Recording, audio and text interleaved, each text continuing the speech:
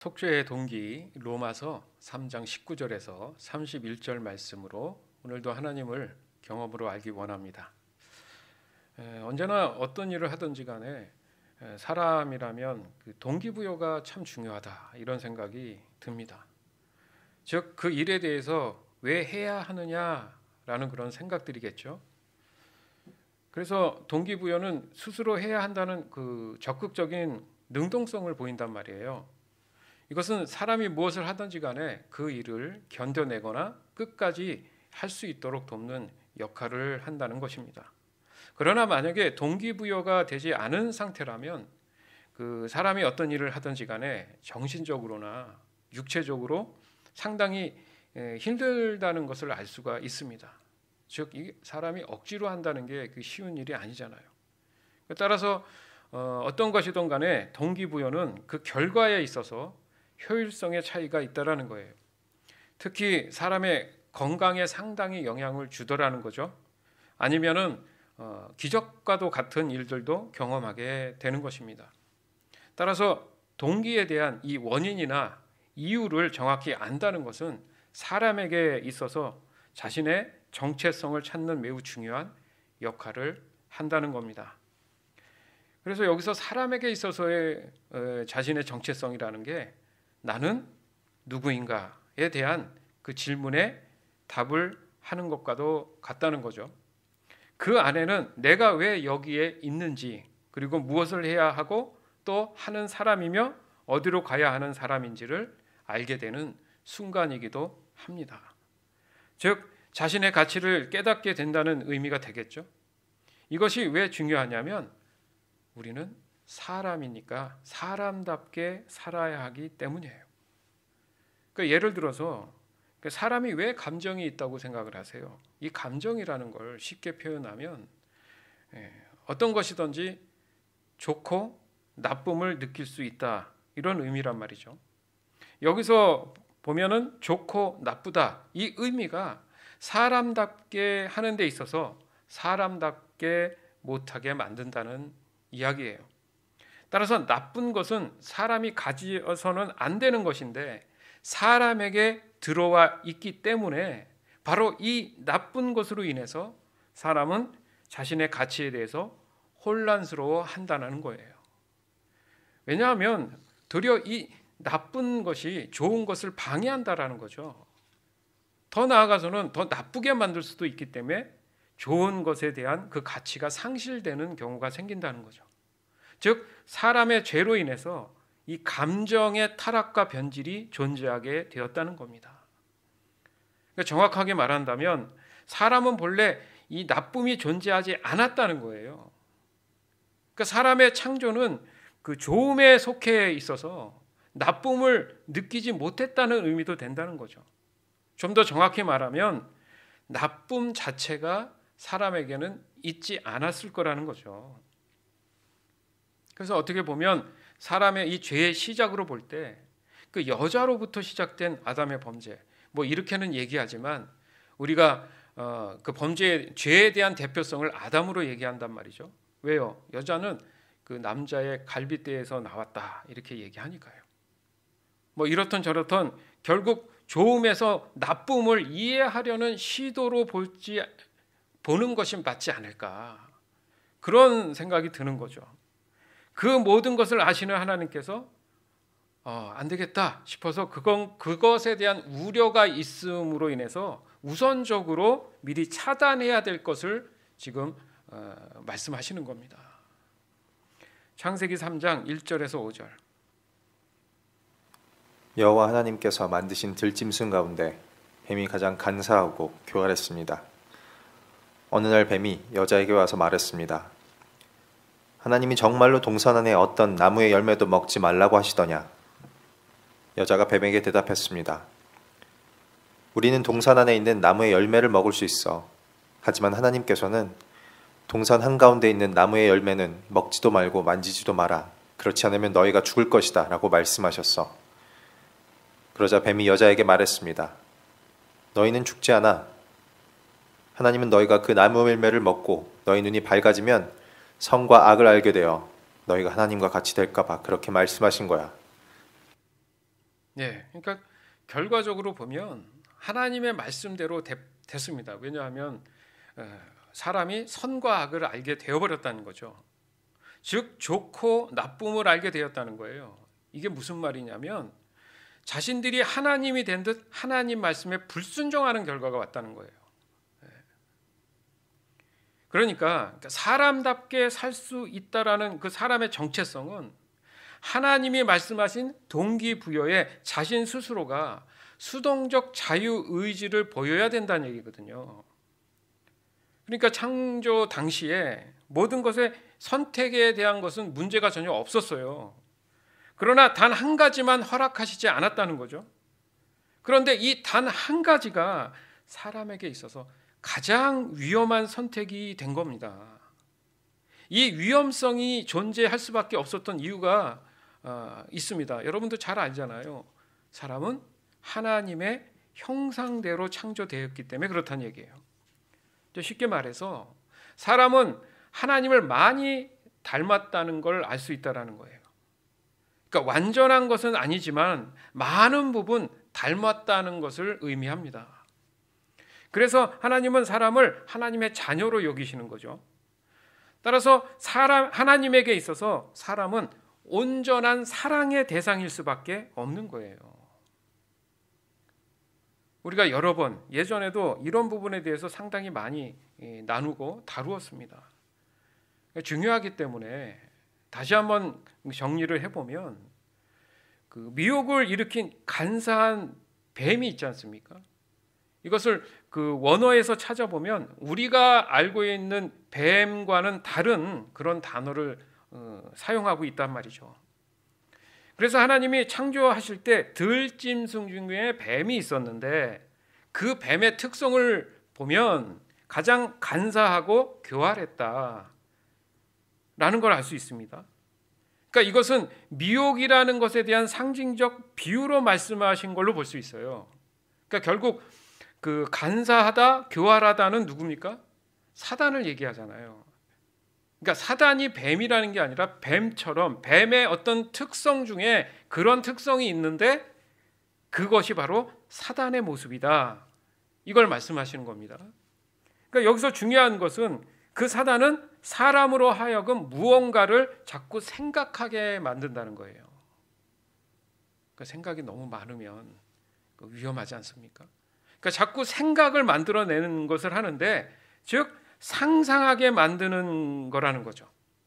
그러니까 거기에는 무엇이 숨어 있냐면 하나님의 말씀에 대한 불순종이 숨어져 있다라는 거죠. 그러니까 불순종해라라는 것을 직접적으로 얘기하지 않지만 사람 스스로가 불순종하게 만들게끔 생각을 불어넣는다는 거예요. 그렇지만 결국 선택은 누가 하죠? 언제나 사람의 몫이 되더라는 거죠. 즉 잘못된 동기부여가 사람에게 선과 악을 구분하게 만든 거예요. 즉 좋은 것과 나쁜 것을 알게 만들었다는 거죠. 그러니까 여기서도 사람들이 쉽게 놓칠 수 있는 게 있습니다.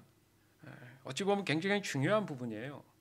선악을 알게 하는 이 나무의 위치예요. 위치. 이 나무의 위치가 하필이면 동산 가운데에 위치하고 있습니다. 그러니까 어느 한쪽 구석에다가 이렇게 세워놓으시면 신경을 좀 더 덜 쓸 수 있는데 이 중앙이라는 게 그렇잖아요. 오가면서 자주 이렇게 지나칠 수 있는 그런 장소일 수 있다라는 거죠. 그럼 그렇게 생각하면 하나님의 의도가 있는 거 아닐까? 그럼 하나님은 사람으로 하여금 죄를 범할 수 있도록 일부러 그러신 것이 아닐까? 그렇죠. 이렇게 보일 수 있단 말이죠. 도대체 왜 중앙일까? 이것은 사람의 마음의 중심을 의미한다고 볼 수 있습니다. 한낱 나무에 한 그루를 두시고 그것에다가 그것도 동산 중앙에 그 나무를 두셔가지고 그 열매를 먹지 말아라. 이건 고문이죠. 그런 수준이라면 생각해 보세요. 우리가 알고 있는 하나님의 사랑에 대한 이 모순이 너무나 크게 다가올 수가 있다는 거예요. 반감이죠. 그러나 하나님은 결코 사람들에게 병 주고 약 주는 그런 부속물로 창조하신 게 아니라고 늘 강조하십니다. 그것도 하나님의 형상대로 만든 그런 존재다. 이것을 늘 강조하시는 그런 하나님이에요. 그런 분이 사람을 그렇게 대한다? 이거는요, 지금 오늘날 우리에게도 믿음이나 신앙에 있어서 매우 무의미한 의미가 될 수가 있어요. 그러니까 믿어야 할 이유가 없는 거죠.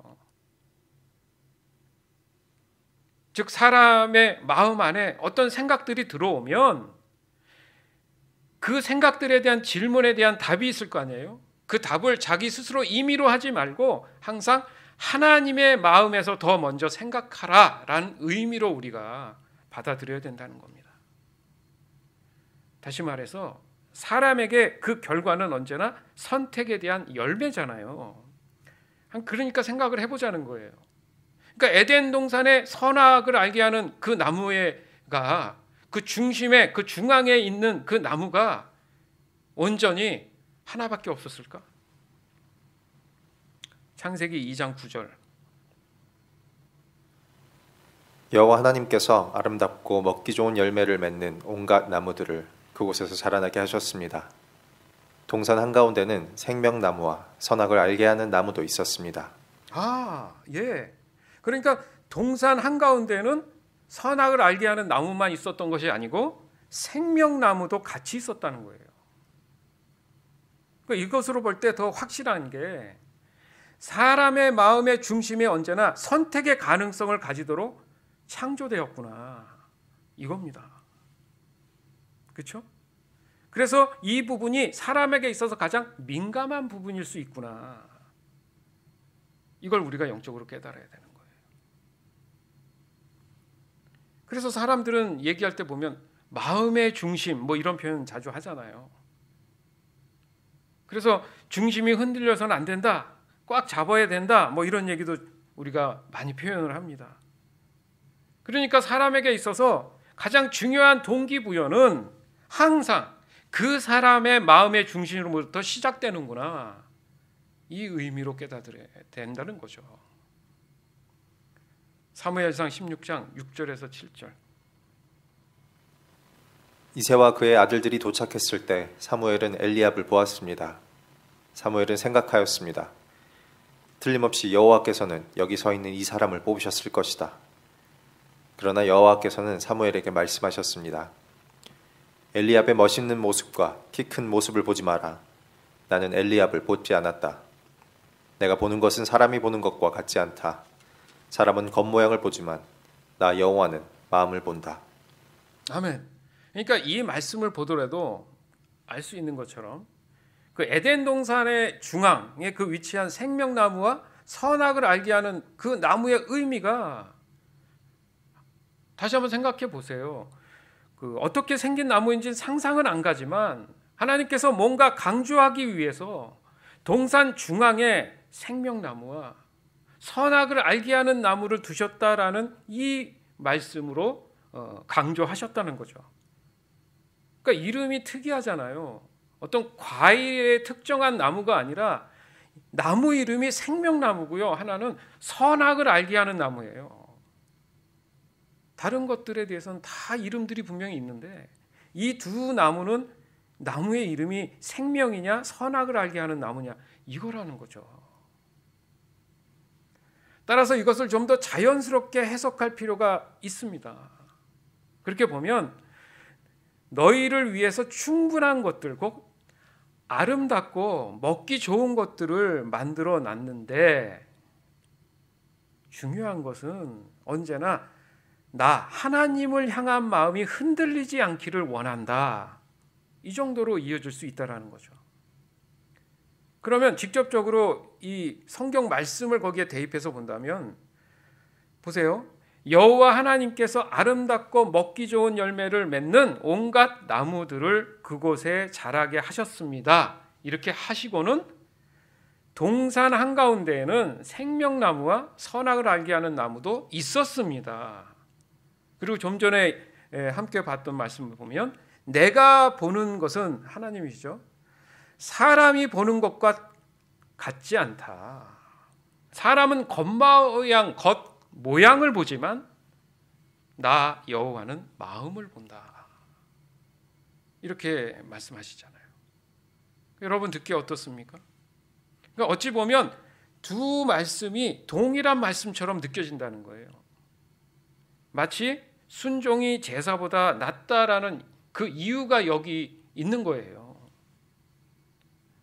따라서 하나님의 이 우려하심이라는 말, 그렇게 아까 표현했지 않습니까? 그러나 사람이 감히 그런 표현을 사실은 할 수가 없어요. 그러나 저와 여러분을 향한 하나님의 사랑하심이 조금만이라도 깨달아질 수만 있다면 사람을 향한 하나님의 그 사랑하심이 결코 하나님의 그 우려하심에 대한 의심이 우리에게는 존재할 수 없다라는 거예요. 왜냐하면 하나님의 그 전능하심이 거기 있기 때문입니다. 따라서 아담은 눈에 보이는 것에 마음을 뺏긴 거예요. 그렇죠? 그로 인해서 사람은 그 육신적인 것에서 영적인 것이 떨어져 나갔다는 걸 알 수 있습니다. 그러니까 여기서 말하는 영적인 게 뭐예요? 곧 하나님의 영입니다. 이거 우리 너무 잘 알잖아요. 따라서 사람이 사람의 정체성을 찾기 위해서는 본래의 모습인 하나님의 영이 다시 그 사람에게 임해야 된다는 얘기입니다. 아멘? 그러니까 여기까지 보면 사람이 왜 구원을 받아야 되는지에 대한 동기부여가 된다는 거죠. 자, 그렇다면 사람은 이 구원함을 받기 위해서 어떻게 하면 되겠습니까? 라는 질문이 자연스럽게 나온다는 거예요. 그러니까 다시 말해서 동기부여가 된 상태에서는 사람들이 적극성을 보인단 말이죠. 무슨 말이냐면 마음 안에 반드시 해야 한다는 확신을 얻게 된다는 겁니다. 그렇죠? 그 이유를 찾았다는 거예요. 이것은 현실적으로 지금 저와의 어떤 하루의 삶, 그 앞으로의 삶에서 왜 살아야 되는지에 대한 명확한 이유도 된다는 거죠. 분리될 수 없다는 얘기예요. 사람의 정체성이라는 것은 처음 만들어진 목적을 찾는 거기 때문에. 그렇기 때문에 예수님을 만나지 못한 사람들은 삶의 목적이 명확하지 않습니다. 제가 단호하게 이야기하는 거예요. 그러나 사람들은 명확하다, 확실하다고 얘기를 해요. 하지만 이 확실함은 눈에 보이는, 그러니까 다른 사람들이 과거에 했던 것, 지금 하고 있는 것들에 대한 그 목적의 상당한 부분을 차지하고 있어요. 그러니까 기준이라는 게 다른 사람들이 이미 목적을 이루었다라는 그 의미와 가치에 자꾸 내 기준을 거기에 포함시킨다는 거죠. 그러나 근본적으로 내 자신에 대한 어떤 존재성의 이유에 대한 답은 아니란 말이에요. 그렇죠? 다 사람마다 생긴 게 다르잖아요. 놀랍지 않습니까? 다르단 말이에요. 그런 거 보면 각자가 있는 거예요. 개인의 존재의 가치의 의미가 있는데 목적들이 다 약간은 두리뭉실한 거죠. 나의 가치보다는 다른 목적에 내가 그것에 마음에 확신을 갖고 살아가는 경우가 많다는 얘기입니다. 그래서 한번 생각해 보세요. 이미 이런 것들이 설정돼 있다. 그러니까 사람들이 말하는 수많은 목적들에서 과연 벗어난 경우들이 있을까? 한번 생각해 보자는 얘기예요. 그래서 사람들이 새로운 것을 뭔가 발견하면 흥분을 하잖아요. 굉장히 신나해 합니다. 그리고 자신들이 최초다, 원조다 이렇게 얘기하면서 뭔가 자부심을 느끼잖아요. 그러나 엄밀히 따지면은 사람이 알지 못하던 것들을 조금 알게 된 거예요. 그러니까 말하자면 자신들이 하나님이 되어서 창조한 게 아니라는 거죠. 그냥 있는 거에 대해서 발견한 거 아닙니까? 그런데 사람들의 공통점이 있어요. 결국 무엇을 위한 겁니까? 물질이잖아요. 쉽게 말해서 기승전 물질이에요. 어떤 거든 물질이에요. 즉 사람의 목적은 언제나 결론이 물질이라는 거죠. 여기에 대한 과연 반대 의견이 있을까요? 그래서 사람은 그 물질의 추종자가 돼버립니다. 그리고 노예가 돼버렸어요. 그렇지 않습니까? 그러니까 뭐 없으면 못 살아. 그 얘기가 되는 거예요. 그래서 사람에게 남자든 여자든 간에 하나님의 이 저주, 징계는 곧 땀을 흘려야 하는 노동에 있다라는 얘기를 하는 겁니다. 이건 어떻습니까? 사람 스스로 자초한 거잖아요. 하나님이 하지 말라는 걸 한 것은 사람이잖아요. 창세기 3장 6절. 여자가 보니 그 나무의 열매는 먹음직스러웠으며 보기에도 아름다웠습니다. 게다가 그 열매는 사람을 지혜롭게 해줄 것처럼 보였습니다. 그래서 여자는 그 열매를 따서 먹고 그 열매를 옆에 있는 자기 남편에게도 주었으며 남자도 그것을 먹었습니다. 네, 이따가도 얘기하겠지만 보면 처럼 보였다. 이거예요. 처럼 보였다. 확신이 아니라 그런 것처럼 느껴졌다. 그러니까 사람에게 이미 불순종에 대한 죄가 시작되었고 그 죄로 인해서 자신의 의도와 관계없이 이제는 그 죄를 안고 태어나게 된 거예요. 그러니까 그 누구도 이것은 거부할 수 없고요. 그렇게 살아가야 합니다. 그것은 따질 수도 없고 그런 말조차 할 고난도 없게 됐단 얘기예요. 그러니까 이대로라면 사람은 그냥 죽는 거죠. 죽는다는 의미가 뭡니까? 지옥에 가는 게 현실이라는 거예요. 이런 삶에 대해서 만족하고 있습니다 한다면 그 사람은 그렇게 사는 것이 그냥 그렇게 그 인생이 그로 인해서 끝나는 거죠. 그러나 저와 여러분은 왜 이 시간에 하나님 앞에 예배하고 있죠? 그리고 매일의 삶 안에 하나님의 말씀을 너무나 사랑해서 왜 묵상하고 있죠? 왜 찬양하고 있으며 기도하고 있습니까? 그리고 하나님을 왜 더 알기를 원하고 있죠? 이것은 내 안에 어떤 동기부여에 대한 결과잖아요. 열매란 말이죠. 즉 적어도 지금 이 말씀을 하고 이 예배 가운데 함께 나누고 있다는 것 이 자체가 하나님 말씀의 동기부여가 돼 있는 겁니다. 그러나 지금도 수많은 사람들은 이 구원에 관심이 없어요. 쉽게 말해서 동기부여가 되어 있지 않다는 거죠. 그래서 여전히 선악을 알게 하는 나무 열매에서 벗어나지 못하고 있다라는 얘기입니다. 즉, 그 죄된 세상의 그 열매가 먹음직스러워 보이기도 하고 아름다워 보입니다. 게다가 그 열매는 사람을 지혜롭게 해줄 것처럼 보인단 말이죠. 아까도 말씀드렸잖아요. 말 그대로 지혜롭게 해주는 게 아니라 해줄 것처럼 보였다는 거예요. 이게 미혹입니다.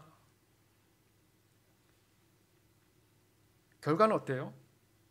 사람이 저주를 받아서 지금 죽잖아요. 즉 자기 자신을 속인 겁니다. 다시 말씀드리지만 이 사단은 사람의 마음을 훔치려는 존재예요. 도와주려 하지 않습니다. 거기에 동조하고 동의한 건 사람 자신이라는 거죠. 그리고 그 결국 책임은 누가 져요? 사람 자신이 진다는 거잖아요. 사단에게 묻지 않습니다. 왜요? 사단은 이미 가장 큰 저주를 받은 존재예요. 그렇기 때문에 굳이 그것에 대해서 물을 가치가 없는 거예요. 그러나 사람은 다릅니다. 지옥은 사단을 위해서 만들어진 것처럼 사람이 가서는 안 되는 곳이 지옥이에요. 믿으시기 바라요. 절대 가면 안 되는 곳입니다. 따라서 하나님은 사람에게 다시금 이 회복의 소망을 허락하신 겁니다. 이것이 사람을 향한 속죄의 동기가 되는 거예요. 자, 그렇다면 하나님이 허락하신 이 구원의 방법에 있어서 좀 더 복잡해 보이는 부분이 있어요.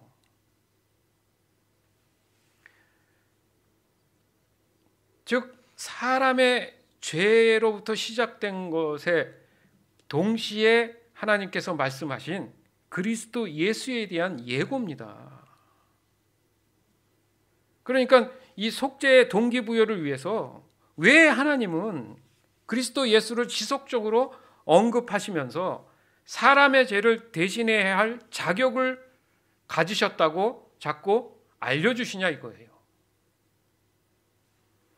요한복음 1장 1절에서 4절. 우주가 존재하기 전에 말씀 되시는 그리스도가 계셨다. 그분은 하나님과 함께 계셨으며 바로 그분이 하나님이셨다. 그리스도는 맨 처음부터 하나님과 함께 계셨고 모든 것은 그분을 통해서 창조되었으며 그분 없이 만들어진 것은 아무것도 없다. 그리스도 안에 생명이 있었으니 이 생명은 인류의 빛이었다. 아멘. 누가 물어보거든 왜 예수님이 우리를 대속했는지에 대한 그 질문에 대한 명확한 사실 답은, 그 책임에 대한 답은 바로 오늘 이 말씀처럼 요한복음 1장 1절에서 4절 말씀이에요. 보세요. 여기서 그리스도는 곧 예수님이십니다. 그렇죠? 그리고 여기서 그분한 그분이 누구예요? 예수님이세요. 그래서 3절에 보니까 모든 것은 그분을 통해서, 예수님을 통해서 창조되었으며 그분, 예수님 없이 만들어진 것은 아무것도 없다. 이렇게 분명히 말씀하시잖아요. 따라서 사람의 모든 책임에 대한 자격은 예수님밖에 그 누구도 없다. 이 말씀인 거예요. 따라서 사람의 모든 책임, 그 책임에 대한 의미에서, 그 가치에서 보면 그리스도 안에 생명이 있으니 이 생명은 인류의 빛이다. 이렇게 풀어서 설명하신 거예요. 아멘. 마치 미성년자에 대한 책임을 누가 집니까? 그 부모가 그것에 대해서 책임지잖아요. 그렇죠? 그 생각해 보면 어떤 곳이든 간에 거기에는 책임자가 반드시 있습니다. 그러니까 이 말이 그대로 우리가 이해한다면 책임을 지는 사람이 있어야 된다는 얘기잖아요. 그러니까 막연하게 하나님이 하나님의 아들을 보낸 것이 아니고요. 이것은 하나님의 전적인 질서에 대한, 즉 하나님의 공의에 대한 것에 있음을 우리는 알 수 있다는 거죠. 로마서 3장 19절에서 22절. 우리가 알기로는 율법에 기록된 내용은 그 무엇이 되었든 율법 아래 사는 사람들에게 말하는 것입니다. 그래서 누구든지 변명할 말이 없게 되고 온 세상은 하나님의 심판 아래 있게 됩니다. 그러므로 율법을 지키는 것으로 하나님 앞에서 의롭다고 인정받을 사람은 아무도 없습니다. 왜냐하면 율법은 우리가 죄인이라는 사실을 알게 해주기 때문입니다. 그러나 이제는 율법 없이도 하나님께로부터 오는 의가 나타났습니다. 이것은 율법과 예언자들도 증언한 것입니다. 하나님께로부터 오는 의는 예수 그리스도를 믿는 믿음을 통해 옵니다. 이 의는 믿는 사람이라면 누구에게나 주어지는 것이며 사람을 차별하지 않습니다. 아멘. 그러니까 그 원죄에 대한 것을 사람이 따질 수 없다라는 거예요. 그 누구도. 그리고 세상에서 착하게 사는 것으로는 근본적인 죄가 사라지지 않는다는 겁니다.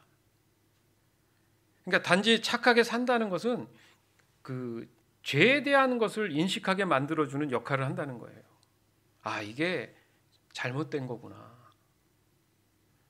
즉 육신의 삶에서의 그 죄라는 의미는 이미 사람이 죄인 된 상태에서 그 이후에 나타난 일상에서 벌어지는 잘못을 판단하고 그 행위에 대한 자신의 책임에서 끝날 수 있는 그런 문제이지만 사람은 결국 죽더라는 거죠.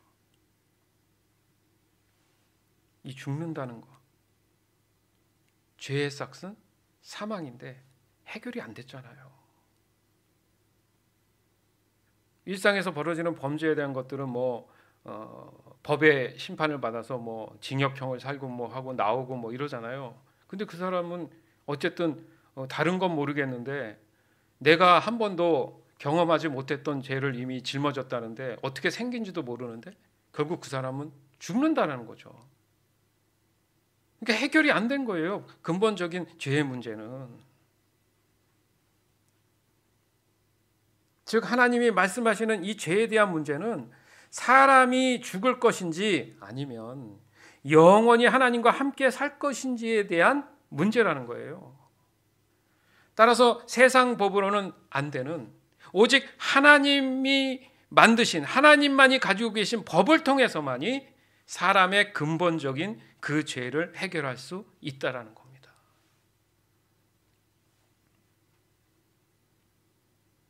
즉 세상에서의 법은 자신이 그 책임을 지는 경우들이 대부분이에요. 그죠?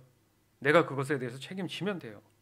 그러나 근본적인 죄의 문제는 사람이 할 수 없다라는 거죠. 그 대표적인 책임자 되시는 예수님이 모든 것을 속죄하실 수 있다라는 거죠. 그래서 표현하기를 예수님은 사람들의, 모든 사람들의 대제사장이다, 속죄물이다, 이렇게 표현을 하신 겁니다.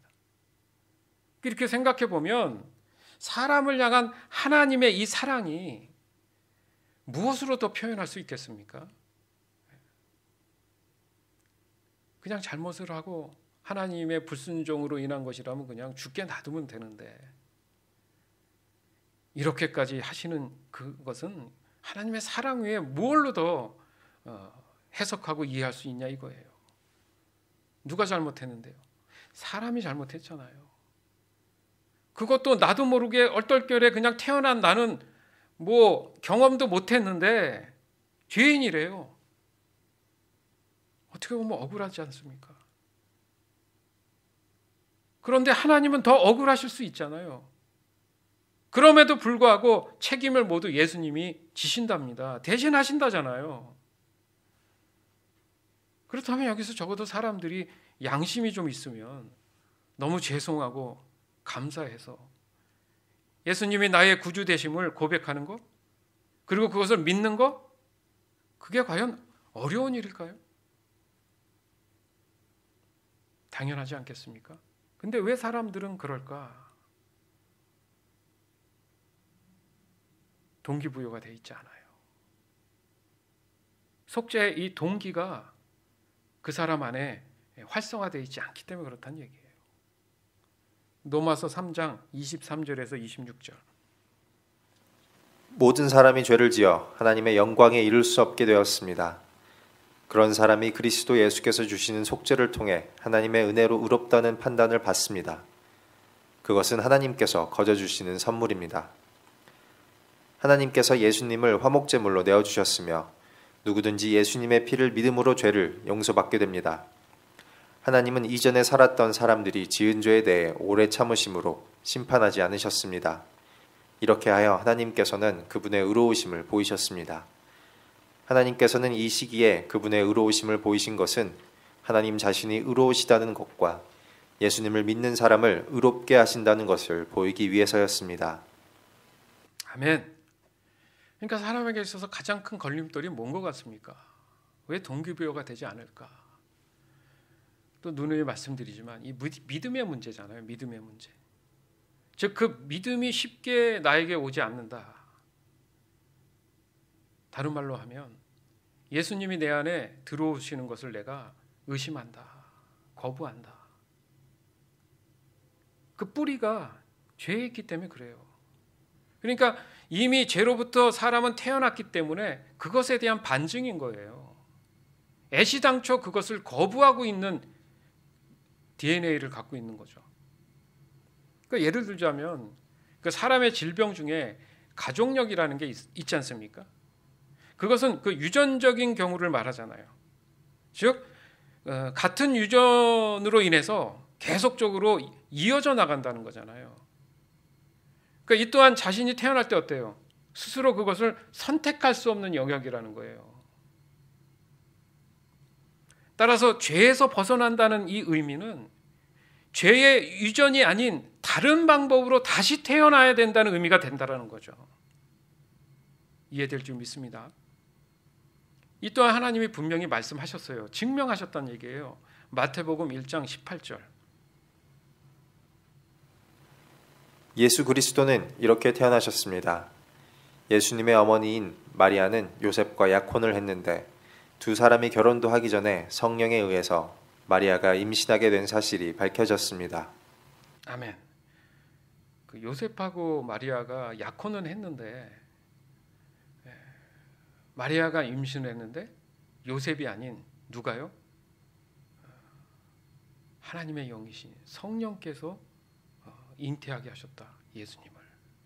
이겁니다. 그러니까 좀 전에 말씀드린 대로 사람의 유전이 아닌 하나님의 영이 마리아에게 임한 거잖아요. 그러니까 완전히 이것은 다른 DNA가 된 거지 않습니까? 그래서 우리가 구원을 말할 때 거듭남이다 이렇게 얘기하는 거예요. 그리고 예수님의 부활하심에 대한 그 증거가 바로 그것이란 얘기죠. 그러니까 더 나아가서 세상과 구별됐다. 또 뭐 거룩함 이런 표현을 하는 이유가 여기 있습니다. 따라서 속죄의 동기는 죄에서의 구원함을 위한 하나님의 동기부여와도 같은 것이다. 아멘. 사랑하는 여러분, 사람에게 있어서 자신의 정체성은 나는 누구인가에 대한 질문에 대한 답을 하는 것과 같습니다.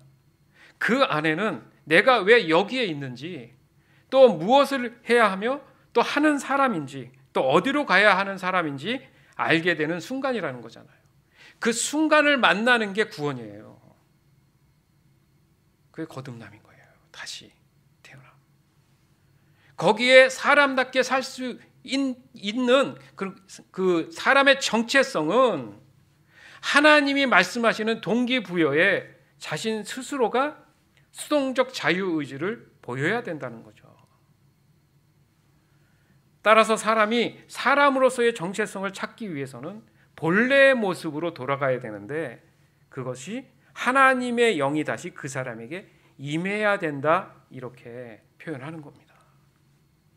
이를 위해서 사람의 모든 것의 책임자 되시는 예수님이 그 책임을 지시고 그 사람에 대한 속죄를 하신다는 거예요.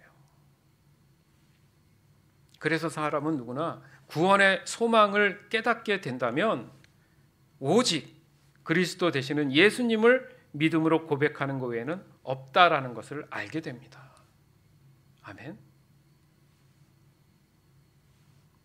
그럴 때 저와 여러분의 마음 중심에 하나님의 영이 임하신다는 거예요.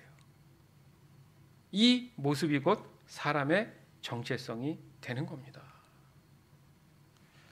이것이 바로 저와 여러분을 향하신 하나님의 그 속죄의 동기가 된다는 거예요. 믿으시기 바라요. 아멘. 로마서 3장 27절에서 31절. 그렇다면 사람이 자랑할 것이 어디 있겠습니까? 자랑할 것이라고는 하나도 없습니다. 어떠한 법으로 사람이 의롭게 됩니까? 율법을 지키는 데서 오는 것입니까? 이런 것과는 상관이 없습니다. 의롭게 되는 것은 오직 믿음의 원리에 의해서만 이루어집니다. 사람은 율법을 지키는 것과는 상관없이 믿음으로 의롭게 된다고 우리는 생각합니다. 하나님은 유대인들만의 하나님이십니까? 이방인들의 하나님은 되지 않습니까? 하나님은 이방인들의 하나님도 되십니다.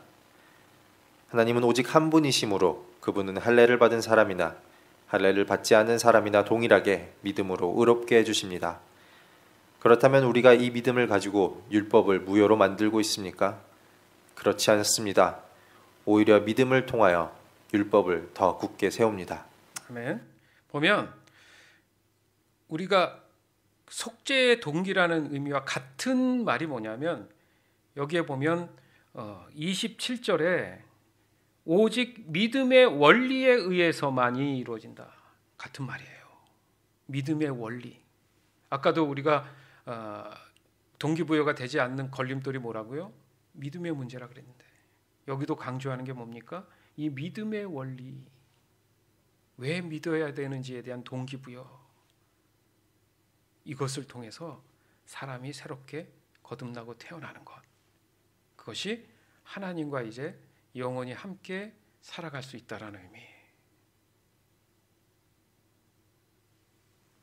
따라서 하나님이 주시는 이 속죄의 동기, 곧 믿음의 원리로 인해서 참 구원의 소망을 가지고 살아가게 되는 저와 여러분이 되기를 다시 한번 주 예수 그리스도의 이름으로 간절히 축원합니다. 아멘.